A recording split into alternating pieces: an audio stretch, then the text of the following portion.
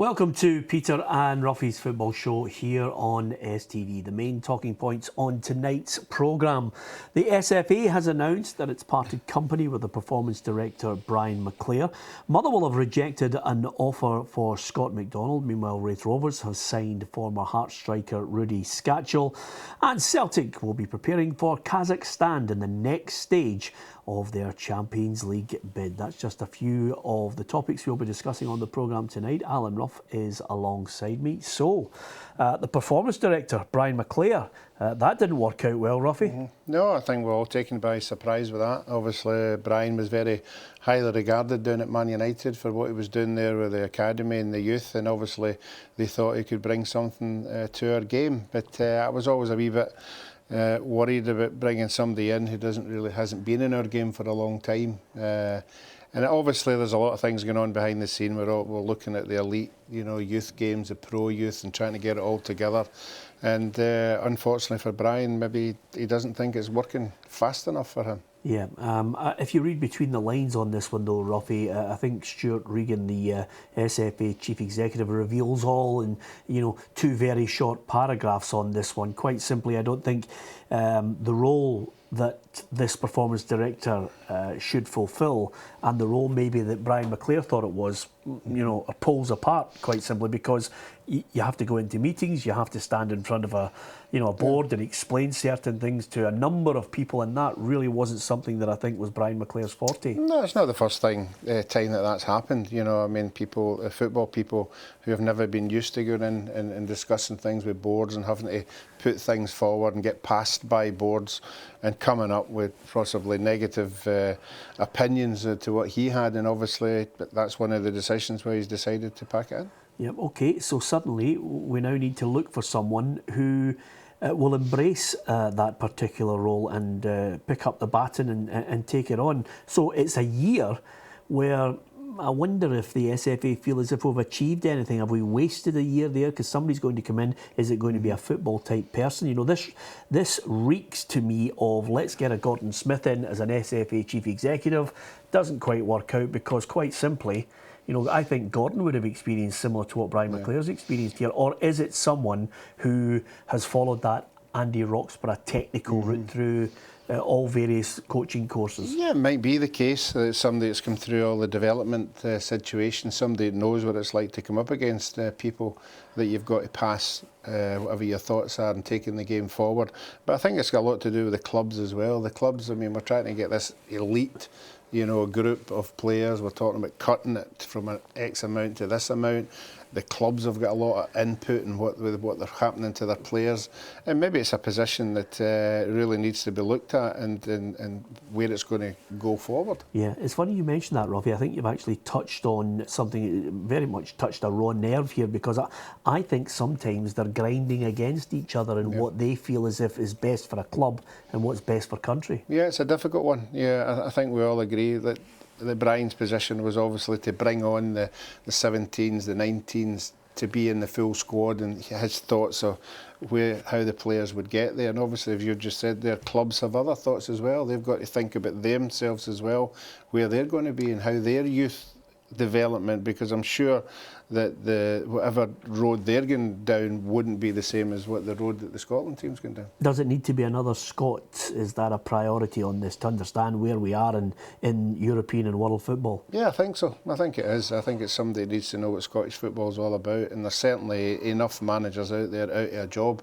Can't put one to you immediately, but there's certainly enough of them out there with the experience of how Scottish football is run. Yeah, if I could just mention to you, Roughie, don't apply for it because you're not good in meetings. No. You'd be bored out of your head. Simple as that. Okay, we wish Brian McClair well, and we wait to see exactly the name the SFA are going to come up with as performance director. A couple of things to talk about before we get to Celtic's performance last night. I was out there at Celtic Park having a look at Brendan Rodgers' first competitive game, but a couple of little stories. Scott McDonald, first of all. Now, he'd signed a deal not that long ago for Motherwell for a year. Suddenly, an Australian A-League side come in and express an interest in him, I think on a possible 2-year deal.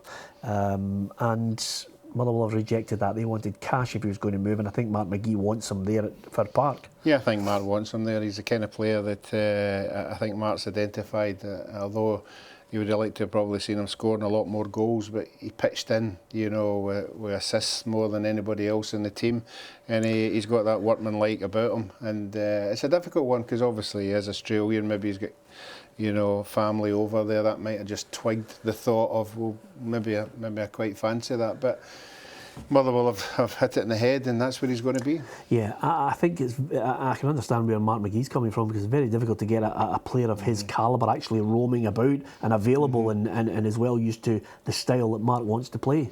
Yeah, I mean, I think the Motherwell supporters themselves would be pleased that he's staying there. You know, the contribution he made last year at very important games. He's got all the experience in the world, European experience, and certainly they'll need that this year. Yeah. The next one is a strange one. I think possibly only Hearts fans get this. Rudy Scatchell, he's a bit of a cult hero at Hearts for various reasons. Goals scored, obviously celebrations, and the ability to annoy you know, your greatest rivals. But Gary Locke clearly sees something in him that he thinks could help Wraith Rovers, so he signed at Starks Park. Yeah, I don't think it's a big gamble. I think we all know what he can do. We all know the ability that he has. He again's just been wandering about for whatever reason, but certainly, you know, I think he's got the quality to go into that Wraith Rovers side. I think they've had a right few good signings. I think Gary Locke has got a lot of experience in there now, and he'll be hoping that he can push for that playoff place. Yeah, absolutely. And another one that's concerning a Scot, and this is perhaps an indication, Roughie, of how the world's gone mad and how the English transfer market has imbalanced the rest of European football. Grant Hanley has signed for Newcastle, £5 million. He's off to the Championship. Just shows you. I mean, when you're looking at Joe Allen at 13 million, you're looking at Manchester United thinking of going over 100 million for Pogba. I mean, it's really difficult now to gauge. I mean, is anybody really worth £100 million? And look, at no disrespect to Grant Hanley, but you know, £5 million to get him. Yeah, I think I have to be honest that I watched the wee boy Joe Allen in the Euros, and he looked quality, but I think 4 or 5 years ago he wouldn't have been anywhere near 13 million. You know, you'd be talking 4 or 5, but that's just the inflation of where it is in England just now, the money that's available to every club. And that seems to be the going price down there. Grant Hanley, obviously, £5 million, and if it can make him a better player than what he is, then Scotland will get the benefit from it. Yeah, absolutely. We've got a dearth of central defenders, Roughie. That's one thing for certain. Yeah, but certainly, obviously, stepping up, you know, playing against better players, we might get the benefit of that. Yeah, here's hoping. Just one little footnote before we actually talk about the overall picture of European football. Jamie Walker, an interesting quote in this morning's paper saying, you know, Scottish clubs exiting Europe early is an embarrassment. Well, it is an embarrassment, and we're about to, I think, suffer some embarrassments, you know, before we get to the group stages. That's just where we are in standing in European football. Yeah, well, let's hopefully that's not the case. It has been in the last 2 or 3 years. It's been really disappointing, not only for the home base fans, but for the neutrals as well. It's always good to see Scottish clubs getting a wee run in European football, and I think we might be surprised. I think we will get 3. Yeah, you think so? Yeah, I think 3 out of the 4? 3 out of the 4, yes. I'm not going to upset the Hibs fans with your continual suggestion that they're getting bumped out, but the one thing I would point out to you is this. If Hibs were to pull off a shock win, suddenly your next team is Hertha Berlin. Yeah, they've been unfortunate with the draw. They certainly have, and even if they were to get through this one, it would be it's early in the season as well. I don't think Neil has really finalised his best 11. No, I think he's still looking to bring in 2 or 3 players as well. But again, you know, from a supporter point of view, it's another good game in Europe. Yeah, and Krasnodar would be waiting for Hearts. And then, would you believe it, Maribor or Levski Sofia are next up for Aberdeen. Yeah, well, obviously we all know about Maribor, you know, the Celtic game, and they're getting more and more European experience as well, so that would be a tough one for them as well. Yeah, absolutely. There used to be a time when we took for granted the fact that we were going to be involved in European group stage football or even the knockout stages. Just on that point, Roughie, before we hit the break, UEFA will determine at the end of this year, you know, what involvement Scottish clubs and other clubs will have in this possible reformed Champions League. That's a worry, I think, coming up. Yeah, I think it's a big worry. I think the clubs with the money are now starting to dictate, and obviously we can't compete with them. Yep, okay. Fingers crossed that Neil Doncaster is able to fight the fight for us, especially with the Champions League in mind. Okay, coming up after the break, we'll hear from Brendan Rodgers. We'll get Roughie's thoughts on Celtic as they prepare for that trip to Kazakhstan.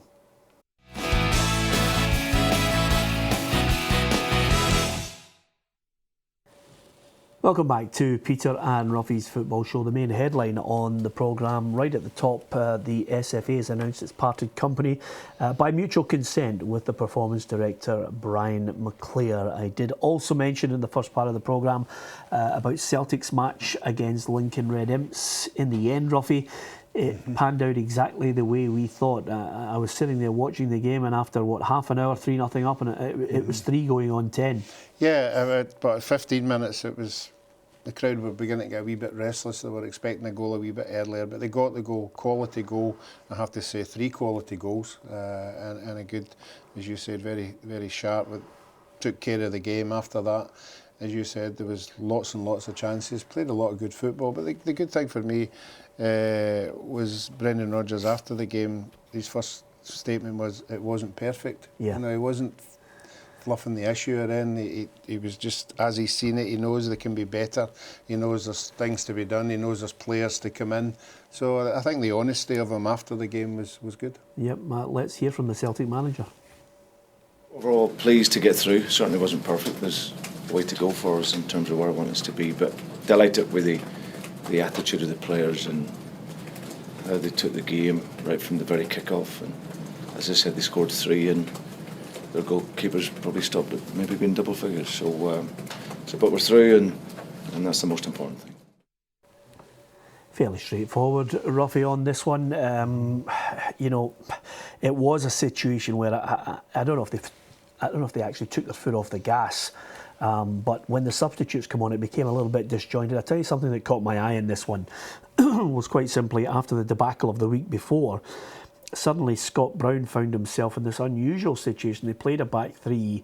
He played right in front of them, and he dropped into a 4 if on the odd occasion that Lincoln Red Imps moved into the Celtic half.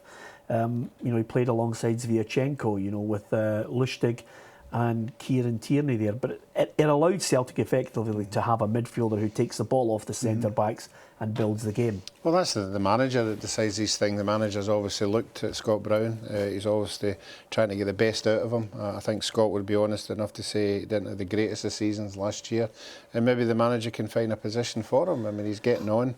You know, I do think that Celtic need another 2 or 3 really experienced players that maybe could take the pressure off him a wee bit. Scott, being Scott, wants to control the game. He wants to do everything. His input in the game is there for everybody to be seen. So maybe he needs a couple of players just to take the pressure off him.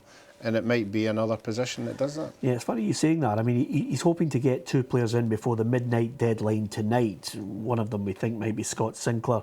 And he's looking for a central defender. No surprise there, since Brown was in that unusual role last night. But I think they need 3 really good quality players. You know, 2 half-decent ones to try and get past, you know, Kazakhstan's Astana, who will be no mugs. They've got a lot of money in Kazakhstan. They spent it. They're at the top of the league. Yeah, and it's quite a very quick rise to being a group stage team. I mean, they did get the group stages last year. I think if you look at their record, they never lost a game at home in European football all last year, and that was against Atletico, you know, Galatasaray. So, I mean, Celtic got a tough game, and I think if the Celtic supporters think about the failings in Europe last year, it was away from home. It was the back 4. It was the inability to defend corners or free kicks. So that'll be something that they'll have to sort out, because they won't want to come back as they were with Maribor chasing a 2-goal defeat. I think they're 5 minimum short, Roughie. I think 5 with a good few heading out the door. Yeah, well, I think it's a good few moving out the door is a problem. You know, obviously everybody talks about budgets, and I don't think Celtic are any different from anybody else. If you're wanting 5 in, you possibly need to get 5 or 6 out to release the wages. But again, it shows you how difficult it is to get them out the door. Possibly it would be loans. But certainly I agree with you. I think goalkeeper, bang on. Full-back's okay. centre-half if the big boy comes back for being injured. You know, there's certainly midfield players there, but not with a great deal of experience for European football. Yep, I agree with you on that. It'll be interesting to see who comes in before the midnight deadline tonight. Here's Brendan Rodgers' take on their opposition in the next qualifying round, Astana. Apart from the 6-hour flight and the 5-hour time difference and the 35-degree heat and the plastic pitch with no water, it should be all right. But isn't it? It's what's thrown at us. You know, I think we just need to adjust. We've got ways in which we'll look probably to fly out on the Monday, the game's on the Wednesday, and just prepare ourselves the best we possibly can. Okay, he's a wee bit worried about the 35-degree heat and the no water, but the good news is, Roughie, the match is actually going to kick off at 3 o'clock next Wednesday. It's only going to be 23 degrees. Yeah. I hope there are stops for water, but it's on yet again on a plastic pitch.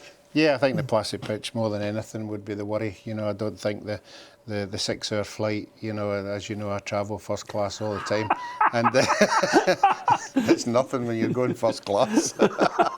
It's only a joke, man. Yeah, absolutely. But no, they'll have a jet, they'll have a plane of their own. The comfort will be there. You know, I think the water things, obviously, they can get round. It's a pitch. It's getting your head round a plane and a plastic pitch with so much, you know, at stake.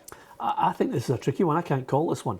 Well, as I said earlier, you know, they're undefeated at home in Europe last year. They must have quality players, obviously not household names, but certainly they're there at the top of the league just now again. So I think it's a difficult one, and if Celtic could come away with a draw, it'd be a good result. I'll tell you what I did like last night, and obviously, you know, most of the fans should have been sitting down because it's a UEFA match.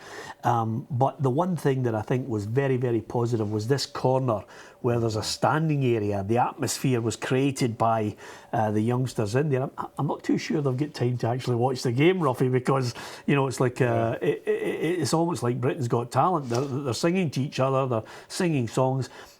But I think it's going to be a huge success. I would suggest to you that other clubs will be quick to follow suit if all the fans can behave themselves. It created a brilliant atmosphere last night. Well, that's the word, atmosphere. I mean, there's so many times you go to a game and there is no atmosphere. You know, if you've got fans deliberately going along there, looking forward to the day and adding a wee bit of excitement, a wee bit of a song, and it looks good. I mean, we always create back to Borussia Dortmund. I mean, they've got a whole side of the pitch is bouncing for the whole game, and I think the entertainment side of it just adds something to the game. Yeah, and you're of an age, Roughie. Of course, you were.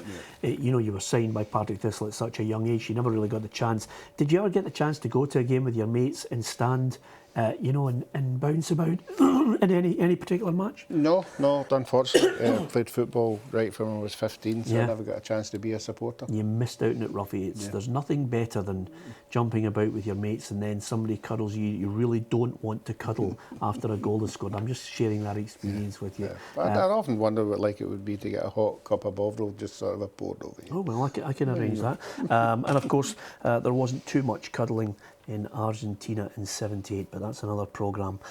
Anyway, apart from that, just before we go, Roughie, I've got to ask you about Sam Allardyce, manager of England, all set to be done and dusted. A surprising choice, but not. I'm not overly surprised on the basis that there's not really too many ideal candidates to fill that role. And if you look back, I was looking back since 1966 and Sir Alf Ramsey, England, maybe at a push, I'm looking at Terry Venables and Sir Bobby Robson, the only real two shining lights. Yeah, I think, I mean, I'm thinking about when the England manager was resigning and they had the press conference after. I think the FA have now decided they want a strong character. I want somebody who's not going to be messed about by the media. You know, somebody who's very strong. I think all the other previous England managers have been quite sheepish, you know, in everything that they've done. You know, professional in everything they've done football-wise.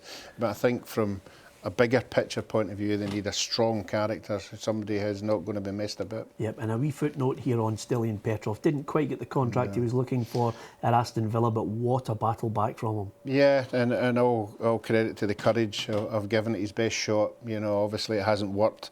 Day and age, professional footballers just now, it just wouldn't work for him. I'd like to think he would still stay in the game. Yeah, absolutely. Last point, Roughie, and it's really a case of indulgence for someone that I worked with for such a long time.